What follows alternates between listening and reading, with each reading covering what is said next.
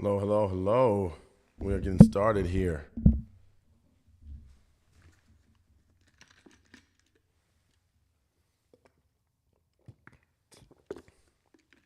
Let's go ahead and crank it up, y'all. Let's go ahead and get into it.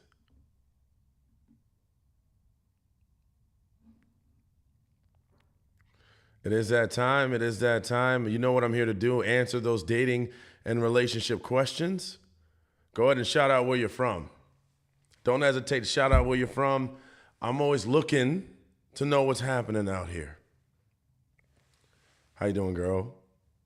Good to see you, Kim. Good to see you. All right, all right.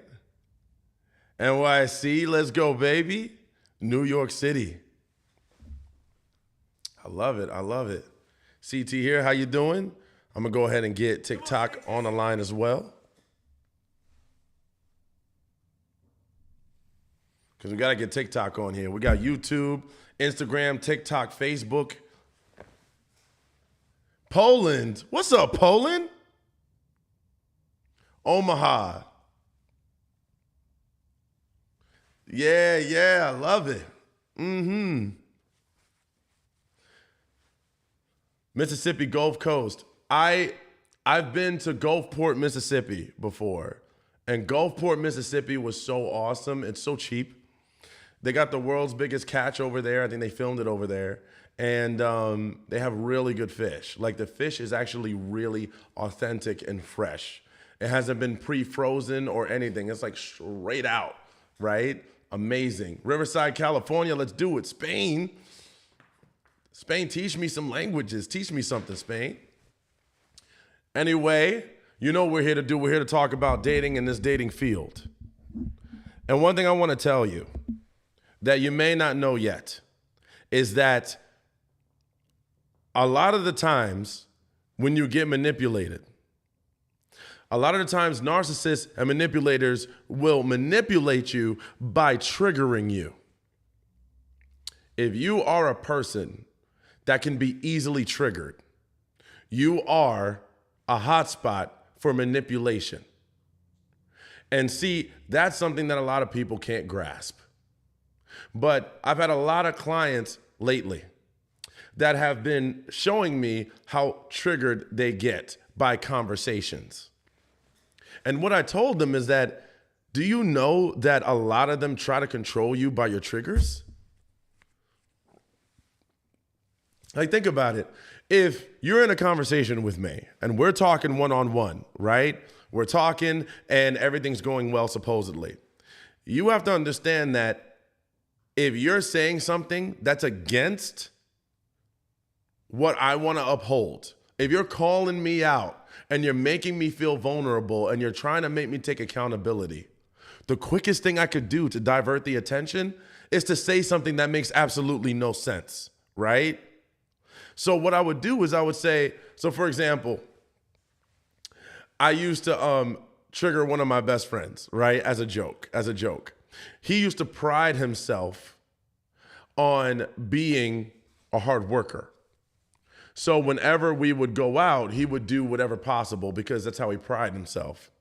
But it was also one of his biggest insecurities, right? Because he spent so long working on himself and making himself this refined person. So sometimes I would randomly just say to him, I'd be like, you didn't do a good job on that.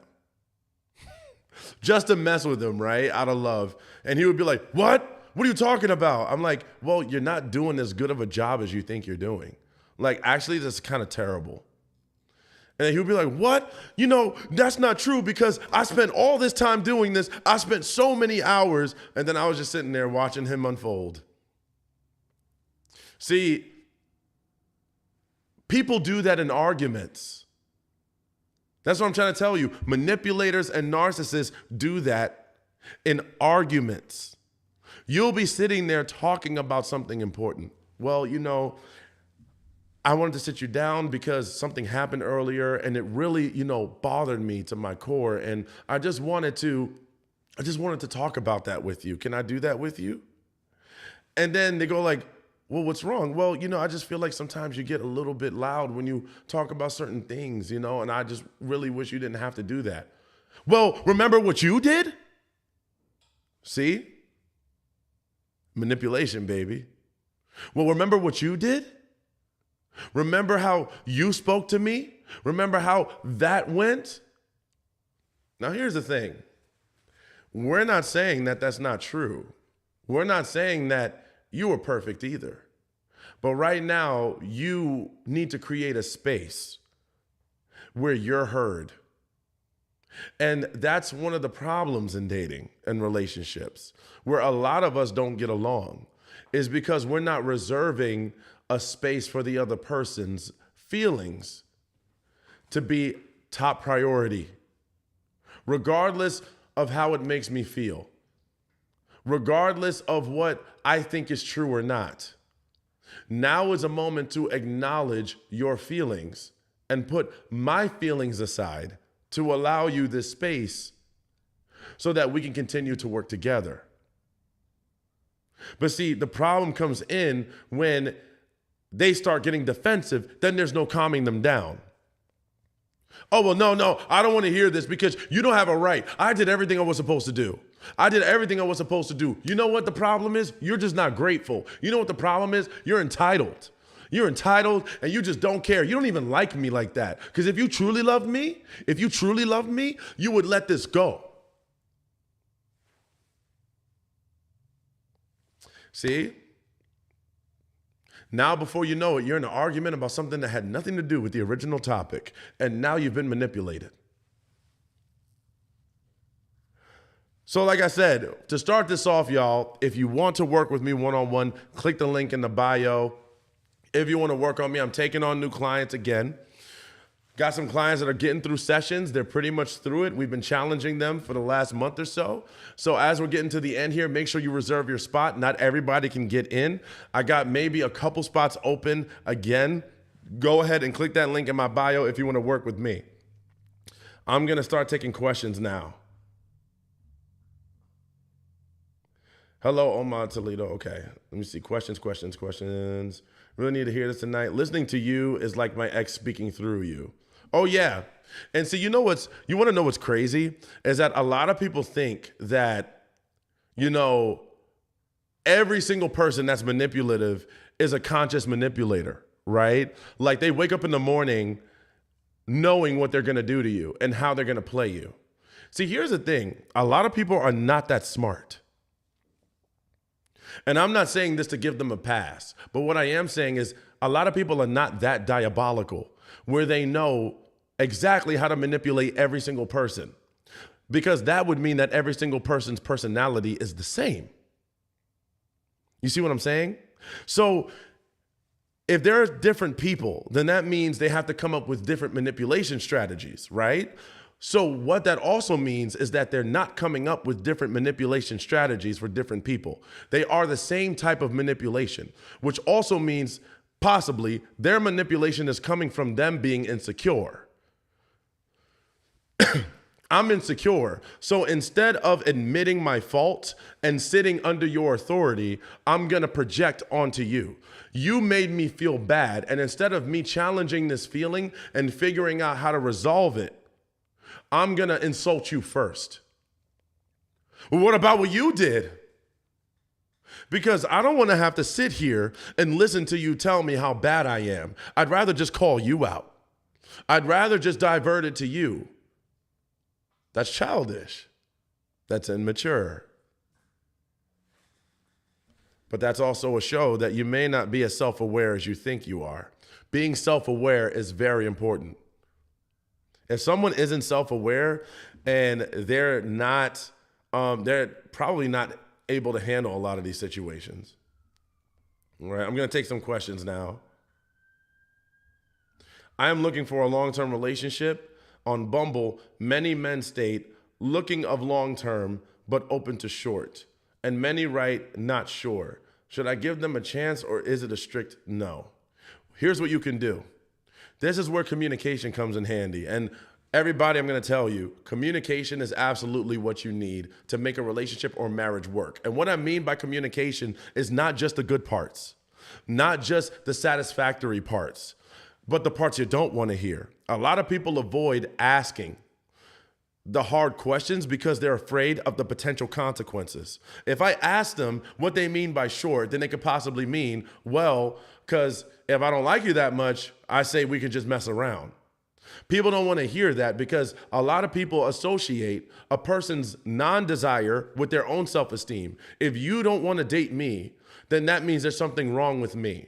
If you don't want to work things out with me, if you don't want to give me an opportunity, then that means it's all me. Instead of saying, maybe you're just not compatible, right? So what I would do in this particular situation is I would ask him. I would say, what do you mean by open to short? And is that what you're looking for? You want to put a lot of guys in a position where they feel like they have to second guess, where they're like, I don't know. Ask them direct questions, ladies. Be direct. Say, what does that mean? And you might get a direct answer back. Well, I'm open to it if that's what she's looking for. If she's in town for a little while and she wants to date, but she doesn't want to, be together forever, I'm okay with that. See, you don't know what that means entirely. So what I would do is ask, gauge the answer and see if that's something that you're willing to deal with before I just go ahead and cancel them. Because believe it or not, a lot of people are open to different types of dating dynamics that they're not willing to admit. A lot of people are open to friends with benefits under the right circumstances with the right person. They won't admit that though, because society does this thing where we shame people for being real, but that's a whole nother conversation. There are a lot of people that are open to being in situationships under the right circumstances. There are a lot of people that are looking for marriage and relationships, but they are willing to make exceptions. So just because they're telling the truth about a certain situation that they would be willing to entertain doesn't mean that that's what they would want with you, given the circumstance. So don't apply that to you and say, oh, well, I'm going to cancel you just because you've been open to it at some point. Because if that's the case, then you're saying that everyone is perfect. How many of us have been in situationships that we don't want to be in, but we made that exception? How many of us have been in situations we don't want to be in, but we made that exception? Even if we try to say to ourselves, well, I want to change them. Someone asked me, how do you stop triggering yourself? How do you stop letting yourself get triggered?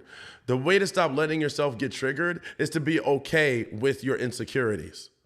That's one of the number one ways to get rid of your triggers or to understand your triggers so that you don't react. See, the thing is, triggers are who you are.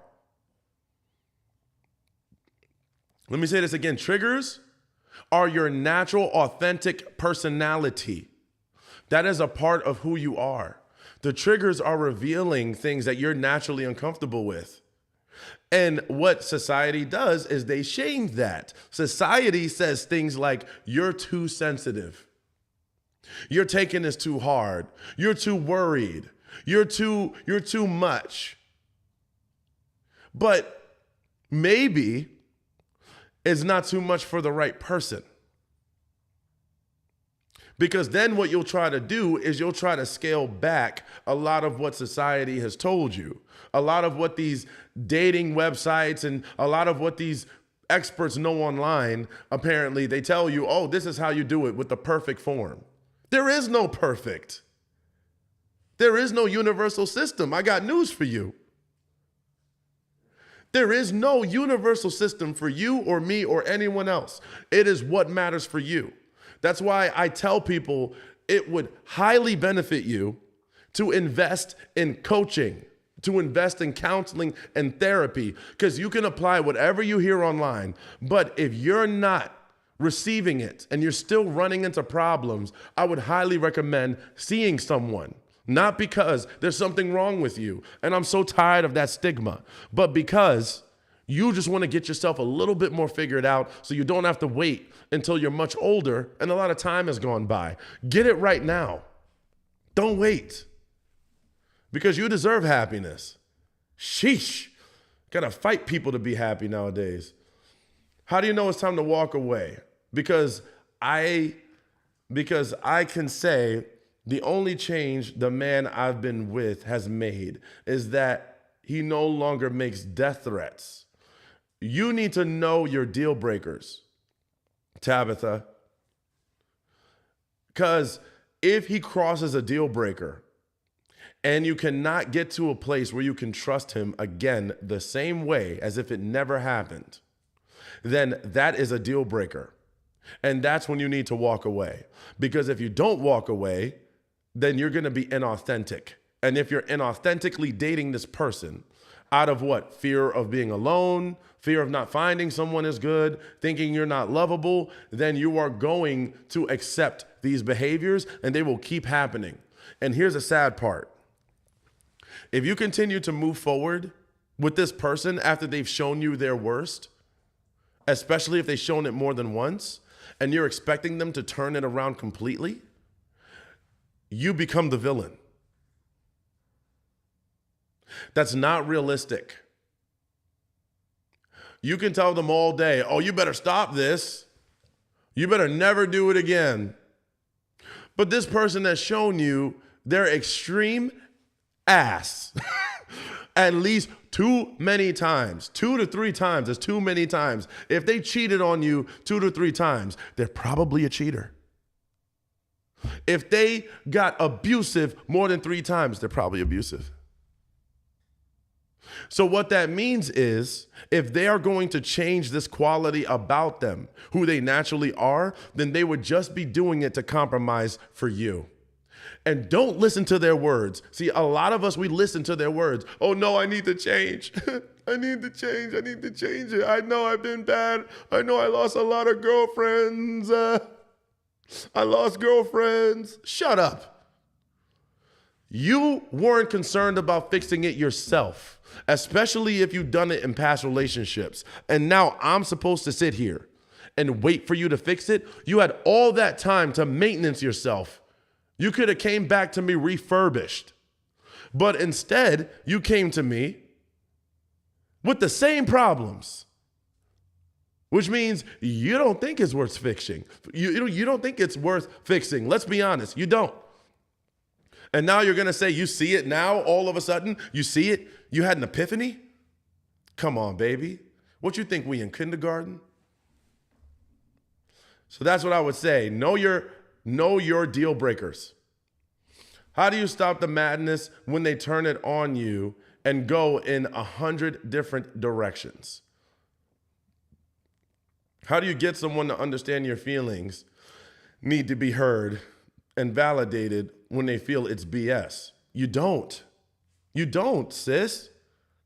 Do you think that you're a magician? Because you can't get certain people to try to understand you if they are not willing to. Half of the battle is they have to be willing to understand you.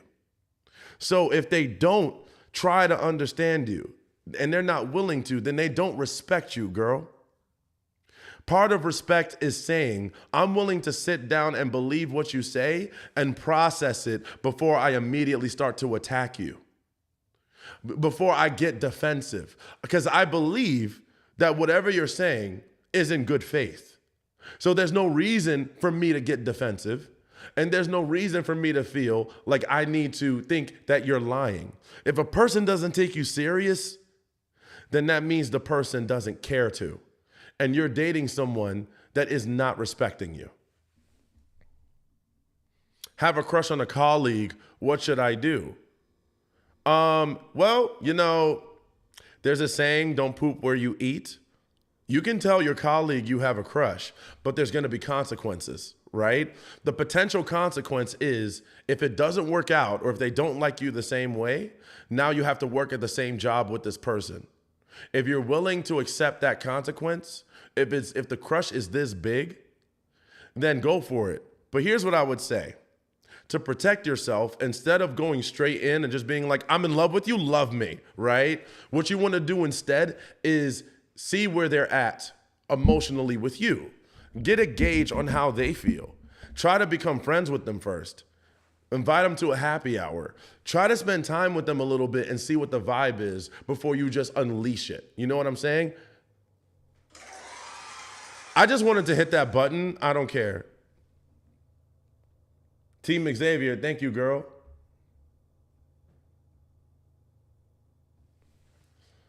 How do you handle a habitual cheater who keeps blaming me as the reason they cheat? Because I'm not fulfilling their needs. What do you mean not fulfilling their needs? How do you handle a habitual cheater who keeps blaming me as the reason they cheat? Because I'm not fulfilling their needs.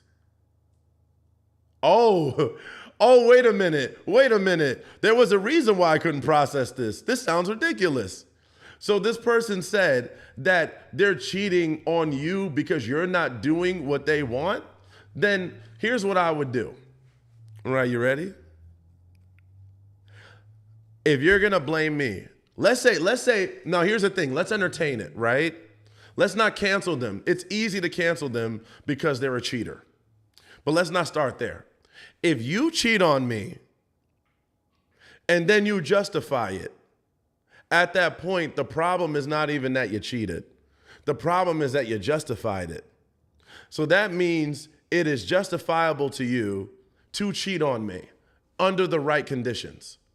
You are saying it is okay for you to sleep with someone else outside of our relationship because you're not getting something from me. Maybe they aren't getting something from you, right? But is that justification to cheat?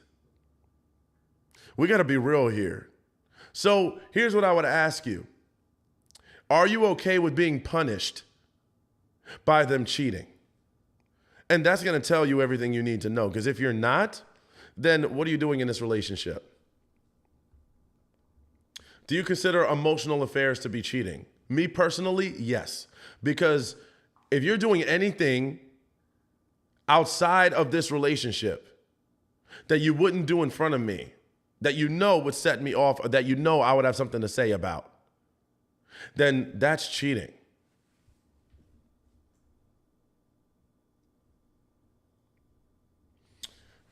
Pornography, because I'm not going to say the word and get banned. Pornography is an issue in the household, especially when you're doing everything you can to please your partner.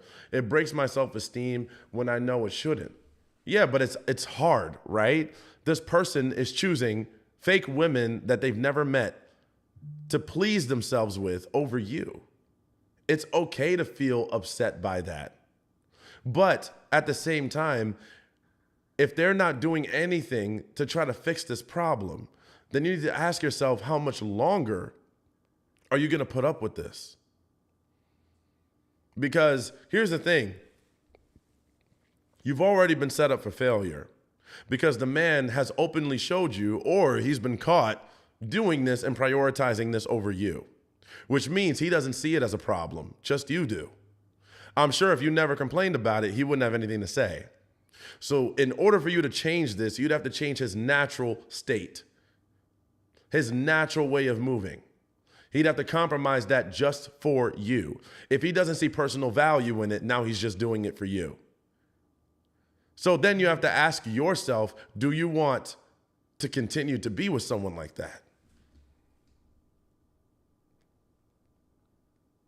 I started therapy about 7 months ago, self-love 100%. I agree. Self-love every day. Like, honestly, go to the gym, do all of that. I go to the gym myself, right? But getting your mental health together, getting your emotional health together,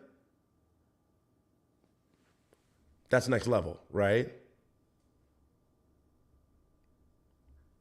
You have to understand there are certain things that you are doing to yourself.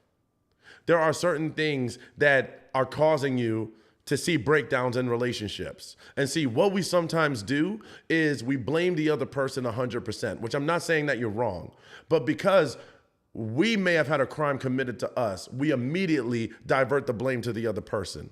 And what that does is that makes us miss the opportunity to see how we could have seen this coming or how we could have prevented it. So then when you enter into another relationship and then you start to see that you're getting the same results, there's a common denominator. And I'm not saying that you are to blame, but I am saying there's a commonality here. If you're experiencing really high highs and really low lows, and you're not figuring out anything else from that, if you're not figuring out where that's coming from internally, then it's going to keep happening. You're doomed to repeat the same mistake, just on logic alone.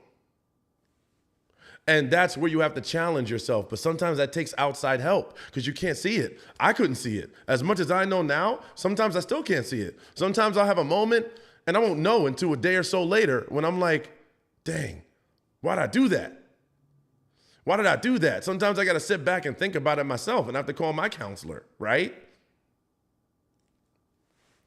So learning about your patterns, learning about your triggers is going to help you. I can almost say learning about your triggers is one of the number one ways for you to make sure that you end up in only situations that you're supposed to be in. Triggers will keep you out of happy relationships so fast. They'll keep you out of happy relationships. They'll keep you in broken marriages, broken parenthood. Your kids won't be able to function. If you do not learn how to manage your own triggers, good luck in life. Really, because the reason why I say this and I'm so raw and direct is because I love you. Everyone on here, I absolutely love you. And I would be doing you a disservice if I tried to sugarcoat everything. If I tried to sugarcoat things, I would be doing you a disservice. You don't want me if you don't want the truth.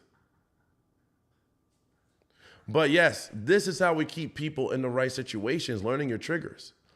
When I learned my triggers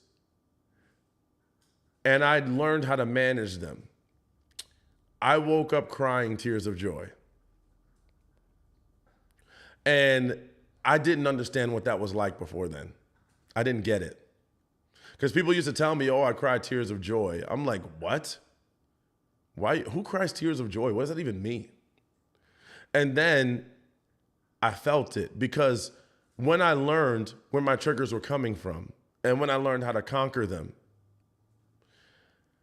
I woke up and I realized that I'm free of them. Triggers make you work harder. They make you overcompensate. They make you feel like you have to do more work than you need to. They make you feel like you need to defend yourself when there's no need to defend yourself. They make you feel like you need to explain yourself when you shouldn't have to. They make you feel like you need to try harder when you shouldn't. It becomes so conditioned in you that it becomes normalized that you must work hard all the time in a relationship to maintain a relationship. Like you can't just relax into it. You have to always be on your toes. You have to always be nervous. You have to always be wondering what someone's going to say and how it's going to come off and how you got to attack it. You got to do that. And then one day someone tells you, you don't have to do that to find love. Imagine that type of release. Imagine being released from that. Do you want to know why social media works so well? Do you want to know why the news works so well? Because they trigger you. The news gives you emergency updates all the time. There's always something bad going on. There's always something on TMZ. There's always something, happening. Always something on social media to make you see something crazy. Someone got into a fight. Someone's dating and they broke up. It's all to trigger you. That's the journey. Keep glowing up. Thank you so much. Who are you? Oh, I remember you. Let me follow you back. I remember you because high key, we were both weird in high school. Nah, that's just you. That's just you. No, I'm playing. Yeah. No, I was very awkward in high school. Like, I take that, man. I was like, and what's crazy is I thought I was so normal. I thought I was so normal. And I just kept making mistakes, man. I just kept making mistakes. But, you're right. It's good to see you from high school. Good to see that you're doing well. You know what I love to see, after I grow up and see people from back in the day? I love to see that you're still alive, because so many years go by. And sometimes you're like, I don't know if this person still exists. Like, you just get so detached from the past. And you're like, I'm so glad to see that you're happy and you're healthy and you're still around and that, like you're still there. Like, I love that. It's a weird thing that I like. But that's just me. Recognizing triggers helps you understand your emotional needs. Yes, and it keeps you out of toxic relationships. Because what I can tell you, most people are in toxic relationships because they have not challenged their triggers. I can tell you that. Because people tell me all the time, oh, these guys, they're manipulators, they're narcissists. And yeah, you're right. They're very manipulative, very narcissistic. I agree. Come on now. I'm on your side. But then I have to tell you the truth. They're manipulating you because you get triggered. You see, if you didn't get triggered, they wouldn't be able to manipulate you. What the trigger causes you to do is overcompensate. The trigger comes from a place of insecurity. A lot of people don't like to hear that either. Oh man, I'm not insecure. I'm confident. I know myself. Oh, really? Then why'd you have to tell me that? A secure person wouldn't have to deliver the line that you just delivered. Oh, well, I'm just telling you, I've done so much work. I've gotten so much done and I know myself now. And I'm like, you still going? Thought you were secure. What's going on here? That's what they do to you, though. I'd love to hear your thoughts on abandonment issues. That's a trigger for me. So I can't tell you specifically without you scheduling an appointment with me what your idea of abandonment is. But what I can tell you is that if your fear of abandonment is causing you to be triggered, then you'll have to challenge that in order to progress in relationships. Because fear of abandonment is an outcome that is negative. When you assign negative outcomes to a situation without having proof of it, or you see people behave in a certain way that you relate back to older people, then you're going to self-sabotage. Fear of abandonment in a lot of cases are going to require self-sabotage. So what I would say is go ahead and click the link in the bio to figure out how we can work through that individually. If you ladies want to work with me individually, like I said, I've got room for 2 more clients. Go ahead and click the link in the bio if you want to work with me.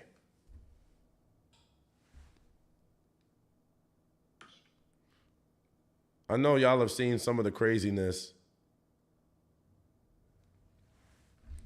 that goes on my Instagram.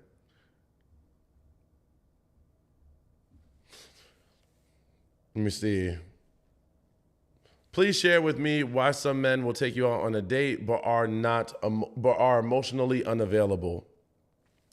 The guys I'm meeting are so busy with their football tickets, dogs, hobbies. Well, the thing is, so when they date you, they just don't want to be emotionally committed to you. They don't want to open up to you emotionally. See, dating doesn't always mean we get emotionally involved. Sometimes it just means that we have fun and we hang out like a couple.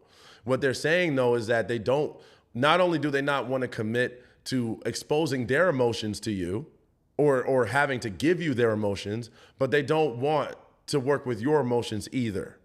That's why they're saying that. They want other benefits of you, but they don't want the emotional responsibility.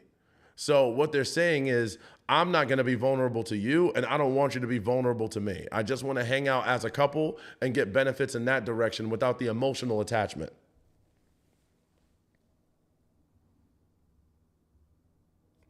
But see, you have to understand, that's people being real, right? Because a lot of people really want that, but they're not willing to tell you because they don't want to be shamed for it. If we stop shaming people and we just matched up people that were the same, we would have a much better culture. But the problem is the shame culture is real. The cancel culture is real. And because of that, people are not able to be who they really are. And we're missing out because now they feel like they have to lie to get what they want. And it's like, we got to stop this. People shouldn't have to lie to themselves. They should be able to be honest. And other people who don't like that honesty should be able to say, hey, no problem, but I need to walk away. right? They need to have that. But see, a lot of people get hurt when certain things are not wanted from them. And then they're like, oh, well, that's a show of my character. No. They just don't prefer that. Why does everything have to be a knock on your character? That's one of the things that I see. So many people take a person's incompatibility as a knock on their own character. Like, oh, because you don't want me, there's something wrong with me. I'm not a catch. I take it personal. Because you want a friends with benefits situation with me, that's a knock on my character. It has nothing to do with you. In fact, I can guarantee you, most of the people that say that to you probably don't even know you. They probably barely even gotten to know you. They probably went on a couple dates, or they knew you for a month or two.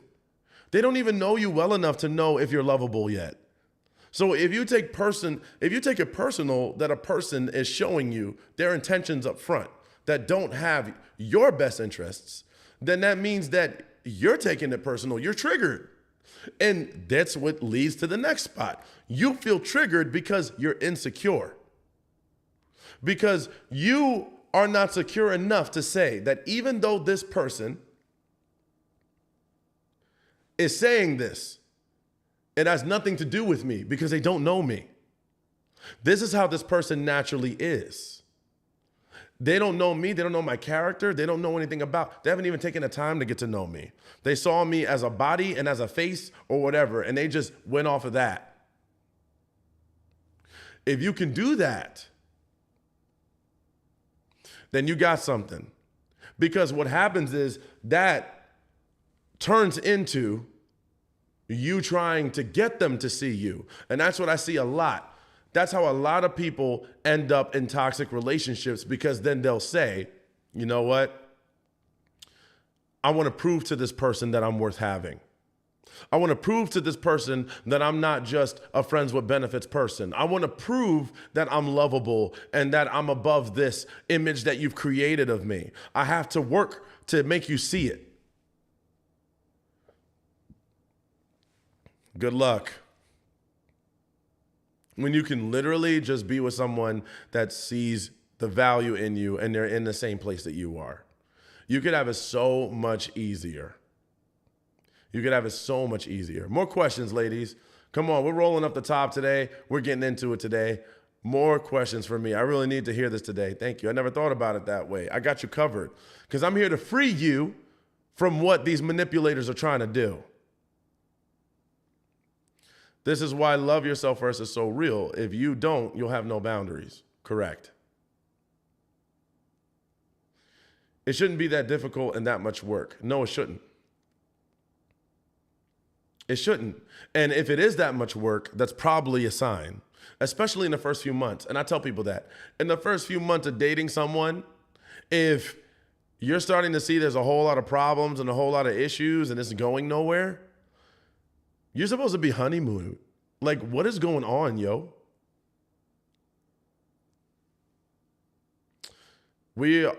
Our 3-hour conversation, he asked me out for dinner and he even bought me flowers. Okay. But he told me the meter was running out and couldn't stay. Well, I mean, hey, he didn't want to stay. What's wrong with that?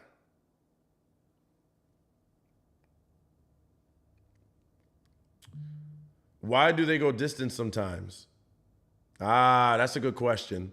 Why do they go distant sometimes? Here's another question. Are they going distant, or is this how they naturally move and you perceive it as distant? Oh, see, I got you. Is this how they naturally move? Or, because think about it. A lot of the times when people tell me they go distant, if you ever see their persona, they've always been somewhat distant, or they got to a point that they randomly started to go there. So what we do is we question what could be happening instead of saying, can we accept this as a personality trait? I got you. But why does the tone change and they slow it down? Maybe, but see, here's the thing.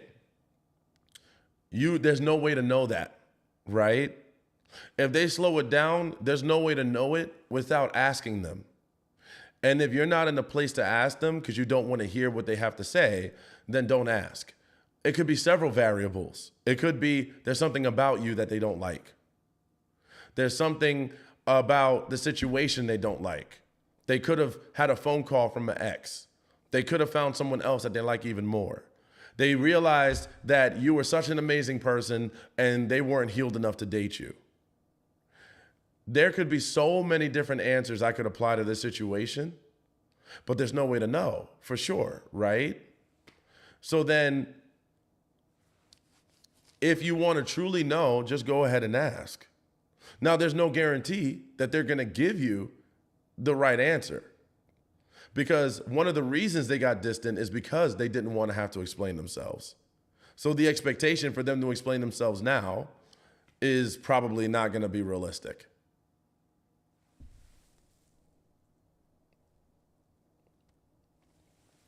If they're making themselves check out and not be present, then they need to work through some issues. And that's if they're making themselves check out. See, you can't assign one reason to it every time. There's no universal reason why people go distant. And you have to understand, if you just start dating someone, there's always that possibility that they can go distant and they don't have to explain it because you're just getting to know each other. It's immature. It's immature. I think it's weird to start dating someone for a little while and be consistent and then just stop out of nowhere. So I'm with you. But that's the risk you take with dating someone, right? So instead of saying, oh man, like, I don't like that they did that, and I want to make sure I see it again in the future, what you want to do is program yourself to now be more okay with the possibility of this happening. You have to learn to temper your hopes and expectations, accept exactly what's happening presently. A lot of people struggle with that. That's a good point. That's a good point. A lot of people struggle with that because they can't handle the reality. The reality is a lot of people can't handle reality. Because if there's a part in there where they are not approved, they automatically start assigning reasons that discredits the other person. The reason can never be because they don't like you. I never hear a person tell me that. Why do you think this person stopped talking to you? Well, clearly because they got somebody else. Clearly because, they're not ready and they're stupid. It's never, well, maybe they didn't like me, because we can't handle that. We can't handle it. We take that as a knock. But that's what'll set you free. If that could be a possibility, that will set you free. Because guess what? If you can accept the fact that they didn't like you, you would take away the power. If you sit around guessing that it's something else, then that means you're triggered. And then you're going to hold on to it. If you take away the worst thing that it could be, and you say, I accept this, then you take away power from the situation to have a stronghold over you. You won't have to sit another day waiting to see what it is or what happened or what went wrong. Go with the answer of they just didn't like you. And then you'll be able to just say, what can I do about that? I'm telling you, go with the most honest situation that you can think of. Go there. Unless you want to ask them. But personally, I just say, don't beat around from the worst point.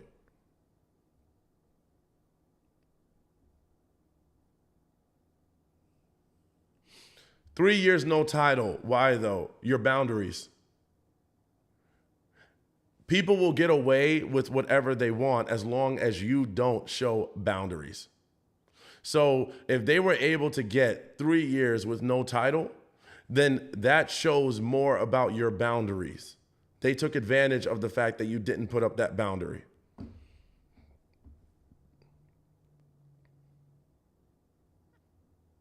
Well, that answer sucks.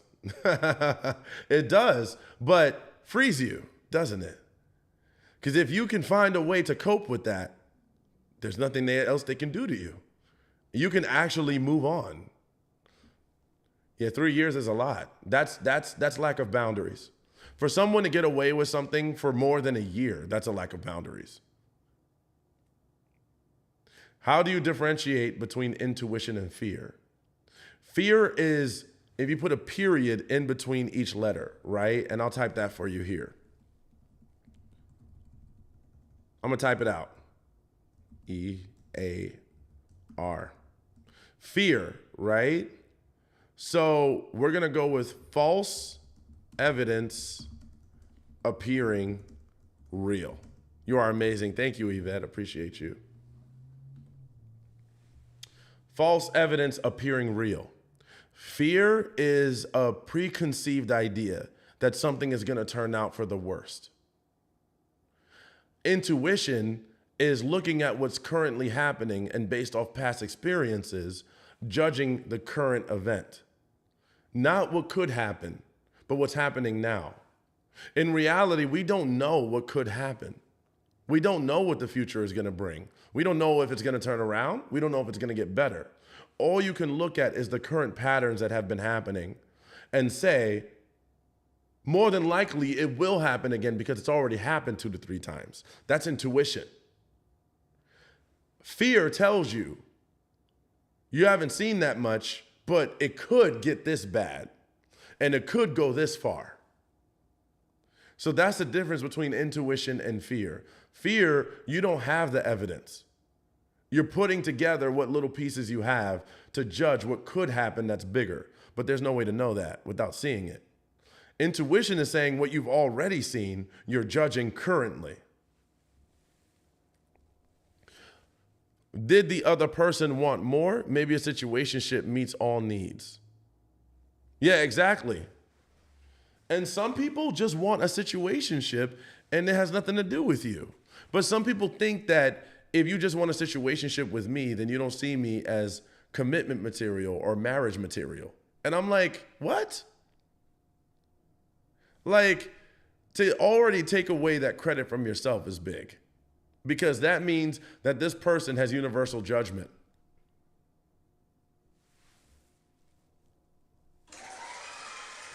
I love this button, and everyone's going to suffer tonight and with this button. More questions, y'all. I appreciate that answer. Thank you. You're welcome. By the way, I give classes too. I give private classes if you ever want to be a part of that. I give my students, I give them help. I give them assistance with this. Let me go over to my Facebook and see, because I know y'all are probably commenting on my Facebook. Oh my goodness, I got too many pages, man. I gotta tell you, being a streamer is work. Like, I didn't get prepared for this.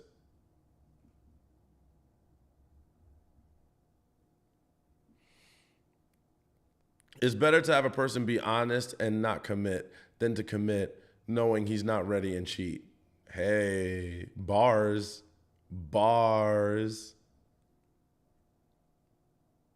You know I love y'all. So more questions.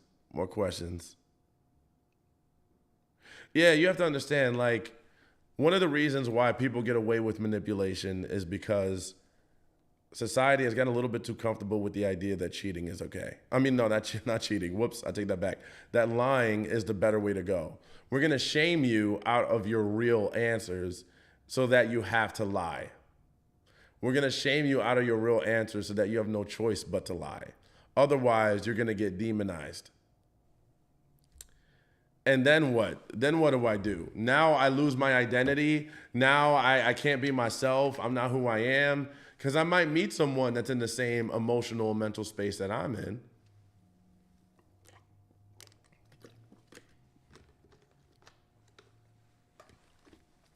But see, here's the thing, though, is that manipulators are clearly not healed.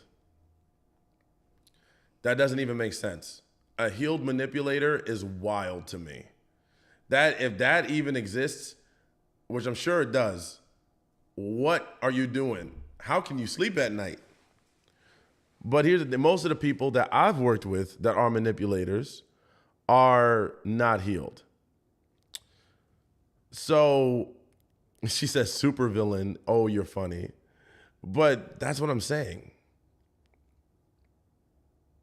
It's like, and then what I see some people want is they want a person that is unhealed to give them emotional respect. How am I able to give you emotional respect if I didn't even give it to myself? I didn't once work on my healing. I didn't once work on what I needed. So instead, I made you responsible. You see, like, I can't give you a space that I don't give myself. A lot of these guys that you're dating, ladies, don't deal with their own emotions. Think about that. A lot of these guys don't deal with their own emotions. They don't even acknowledge their own emotions. They don't acknowledge their hangups. They don't acknowledge that. And then we're expecting them to give us a safe space. They don't even give themselves a safe space.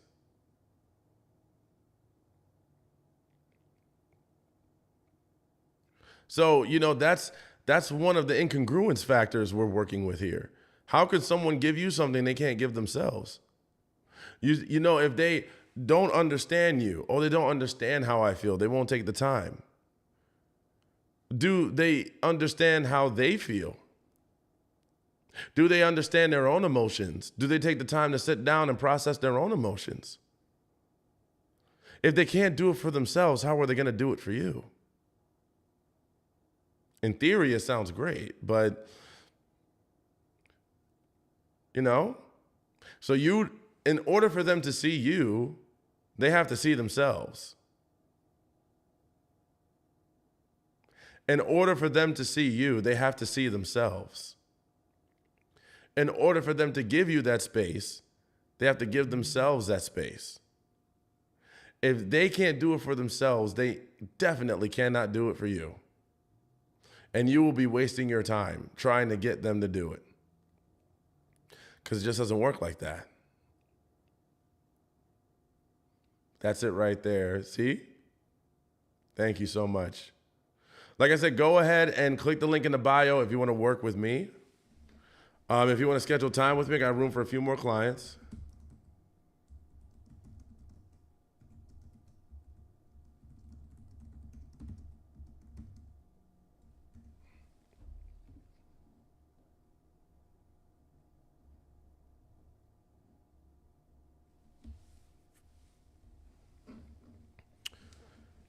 Judith is in here. Let's go, Judith. Barbara.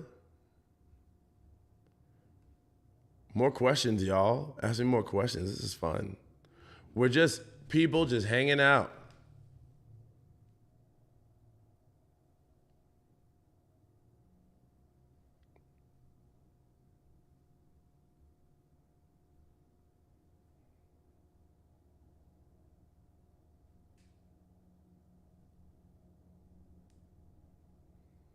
Hold on, I'm looking at my other pages to see what's going on.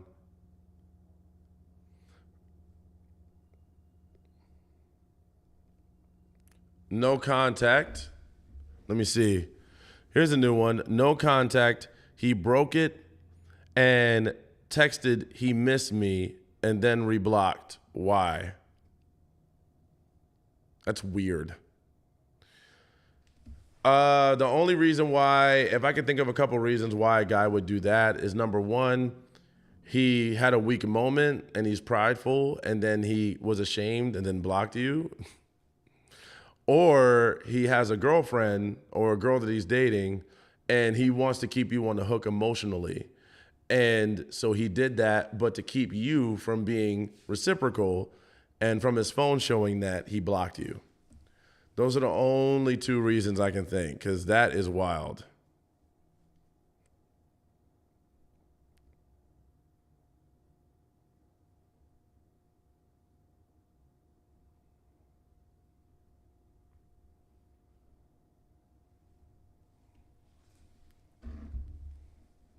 Just say no to spinning the block. You're funny.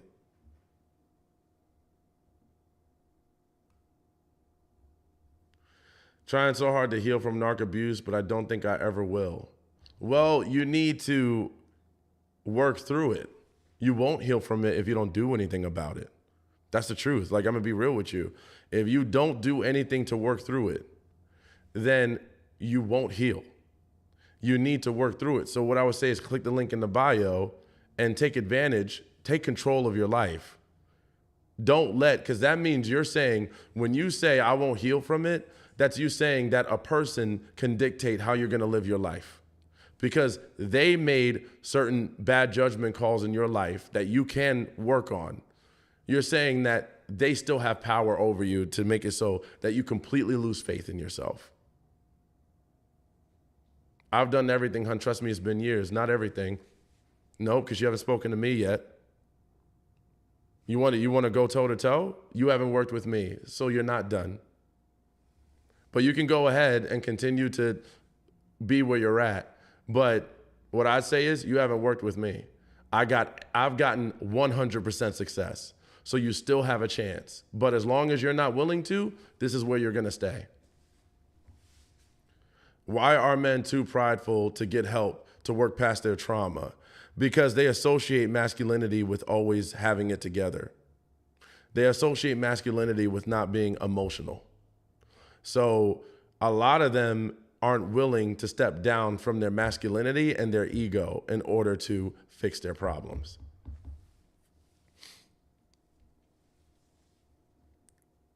And also, and I'm going to say this for the guys because I know they're probably going to want me to say this, a lot of men have been shamed for being emotional. A lot of men have been told that once they got emotional, they were no longer attractive. So that's why, another reason why they don't feel like they want to deal with their emotions and they're trying to overcompensate in their masculinity.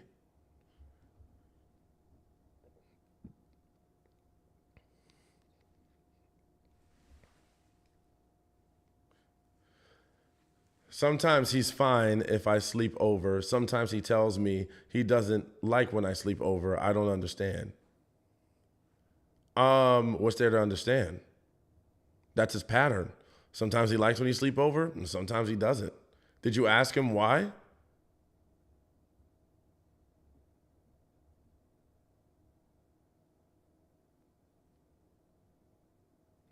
You was an option. Wow, cool. Yes, it is. Yes, for everyone that still doesn't know, because I know this can happen, if you are trying to work through a toxic relationship, if you are tired of dealing with the pain, if you're tired of dealing with the hurt and the confusion, if you're tired of that and you want to get into a healthier situation or just become a healthier version of yourself, click the link in my bio to work with me. That's literally what I do 24/7.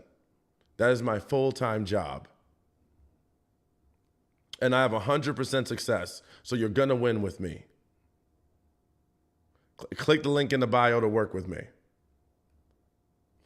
First time so how do you get them to realize it's okay to get help? You don't. I'm sorry.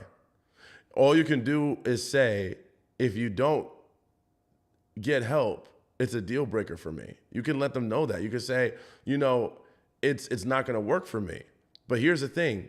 If you don't draw a boundary, then they're definitely not getting help. So you have two options. Either you draw an extreme boundary or you let them keep doing it. The bigger issue or the bigger challenge is, are you willing to walk away if they don't get help? Because if you're not willing to walk away, then you're going to have to deal with this.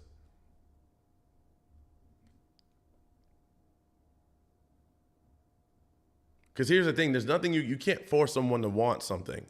You can't make them see that, oh, I want this now. They have to want it. They have to have an incentive to want it themselves. And sometimes it's not even you. Sometimes it's just to better their own life. But all you can do is say, I can't live with this. So either you're going to fix this or I'm going to have to walk. And you don't have to say that, but you're going to have to find some way to let them know that. Otherwise, you're going to keep suffering with this.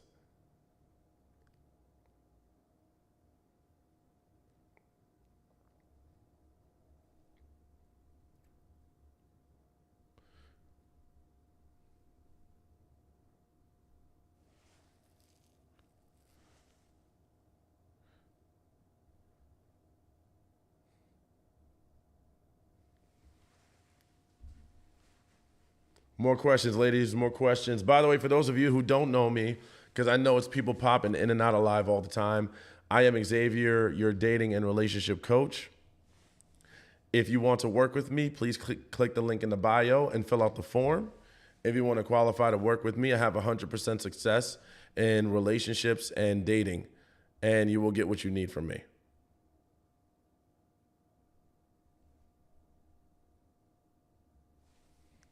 Hi, Xavier. I'm Maria. You were one of the first creators I followed. Your content has helped me. Thank you. How long ago did you start following me? Because I've been on here a long time. I'm like an OG, man.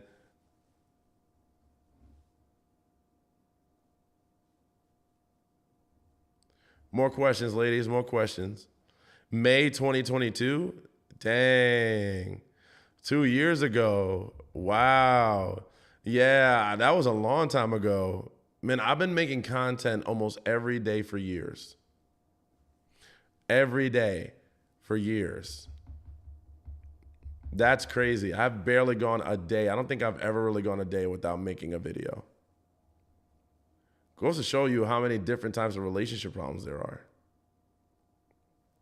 Thank you for what you do. Thank you for showing up. Appreciate you. For 2 years. Thank you, ladies. Do the work. Does anybody want to call in? Give an option to call in now. Let's get some call in time. You're one of the first people I follow. Joined TikTok the end of 2020. Oh my God. 2020. That's 4 years ago, almost 4 years ago.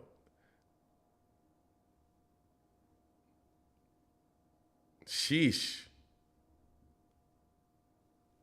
Yeah, I've been here a long time. I haven't always been popular on Instagram that long. I just started like a year or so ago getting popular and big on Instagram. I got big on TikTok. I got like 500,000 followers in like a year or so on TikTok. And then I couldn't get Instagram to blow up because it was like, I don't know, there was some weird thing, but I eventually got it to work. And now I'm blowing up on Facebook. So TikTok is where it's at. I hear you. Instagram is so boring now. I knew you'd all come to TikTok eventually. But yeah, anybody want to call in and talk to me?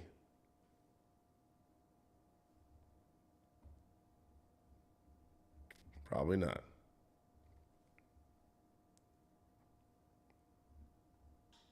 Well-deserved success. Thank you so much. Much love to you. I appreciate hearing that. I love good messages.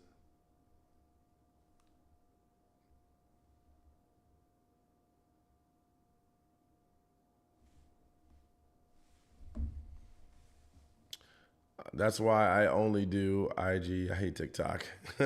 Yo, some people are diehards for Instagram, and some people are diehards for. Who is this? Oh my God, bro.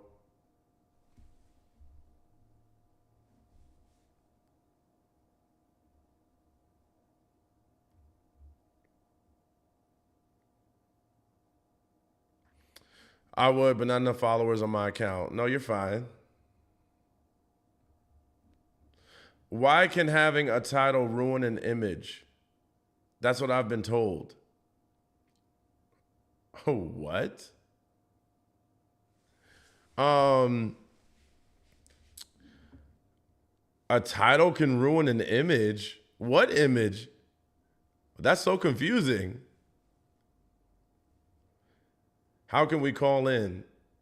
That's a good question, actually, because I'm using Ecamm for Instagram.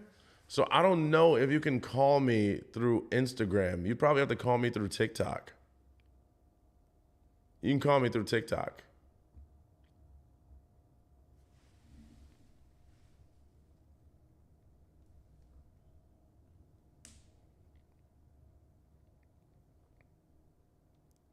Oh, I think that's the coolest name ever, Habibti.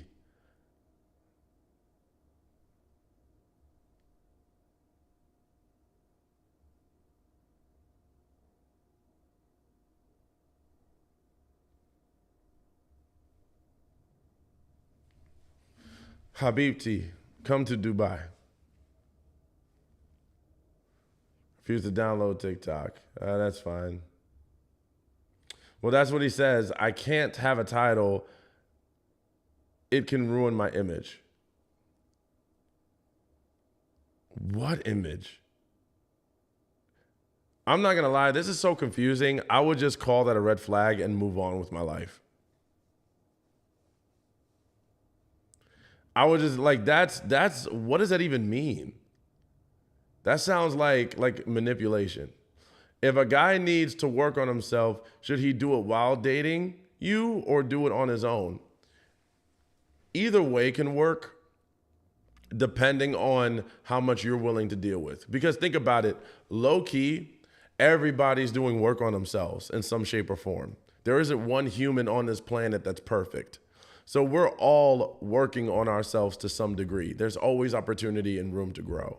So I would say it's okay for you to date him as long as you're okay with what he's dealing with and the fact that he's not going to be perfect in the process of getting there. So it's more on you than him to say, do you approve or not?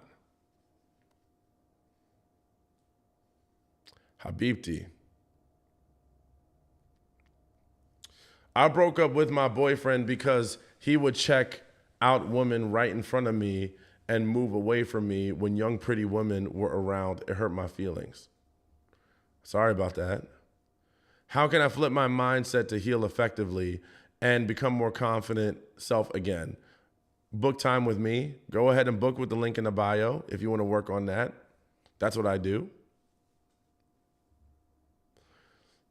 Do you think it's healthy in a relationship when your man is comfortable commenting about other women? She's got the cheeks. I hit that. Wow. I would say it's not healthy if you're uncomfortable with it and he still does it. If you're uncomfortable with it and he still does it, then that's toxic. If you're comfortable with it and it doesn't bother you, then it is what it is. Not everybody's relationship is the same. Some people are okay with certain things that other people are not okay with. If that doesn't bother you, then it's up to you. But here's what I'm going to tell you. The more things you're upset about that you don't mention, the worse it might get later. And people don't understand that. A lot of people have been shamed from complaining about little things. Oh, well, if this just happened once or it just happened, I don't want to have to address it. I don't want to have to make it a big deal because then, I'm going to be seen as this person that makes things a big deal. But sometimes that's what you need to do. That's who you are. It upsets you. You can talk about it because then what are you going to do? They're only going to get worse later. You got to draw that line right now. You got to stop it while it's small. If you become a person that picks on little things, then be that person. If you're a sensitive individual, be sensitive, be yourself. Now, delivery can always be adequate. You don't have to always go to an extreme, but yes, you can talk about these things. You should talk about these things.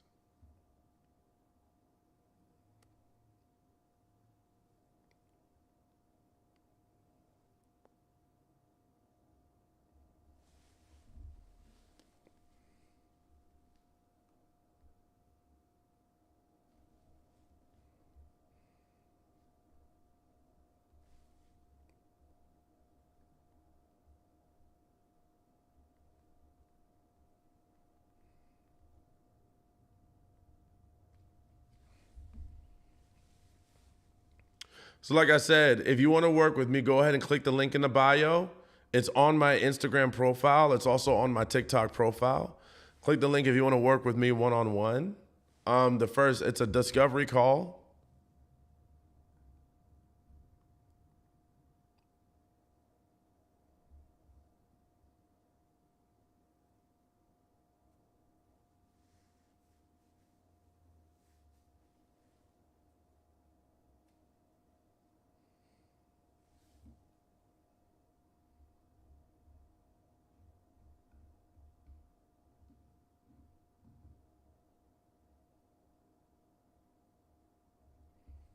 Okay. Any more questions, ladies? I'm about to jump off of here tonight. It has been real. It has been fun. Any tips to address double standards in a relationship? Man, your boyfriend just got a lot going on in a relationship. My boyfriend thinks it's okay for him to have personal relationships with other women, not physical, but it's not okay for me to have guy friends. He says it's different for men and women. So here's what I can tell you. There's a bigger issue than these micro behaviors that are happening. These things that he's telling you are coming from a much deeper place. And it sounds like a lack of respect. I don't know. But what I would say is if you want to address it and figure out what's really going on here, because you're going to have to keep playing whack-a-mole with all these things that he's doing and saying. And it's not going to work because he's going to keep coming up with more. There's a bigger, more aggressive problem than all of these individual things. But you will have to work with someone to get through it because I'll be honest with you, I am noticing things about you through these questions. That's telling me some things that may be a reason why you're experiencing this. If you want to work through it though, please click the link in my bio and book with me. Because some of these questions, are kind of more obvious, but there's something else going on for you to ask that question. That's if you want to work through it. You don't have to. I'd highly recommend it though. But anyway, I'm going to leave y'all. Appreciate y'all. Have a great rest of your night. Much love. And I will talk to you all next time. Bye, y'all.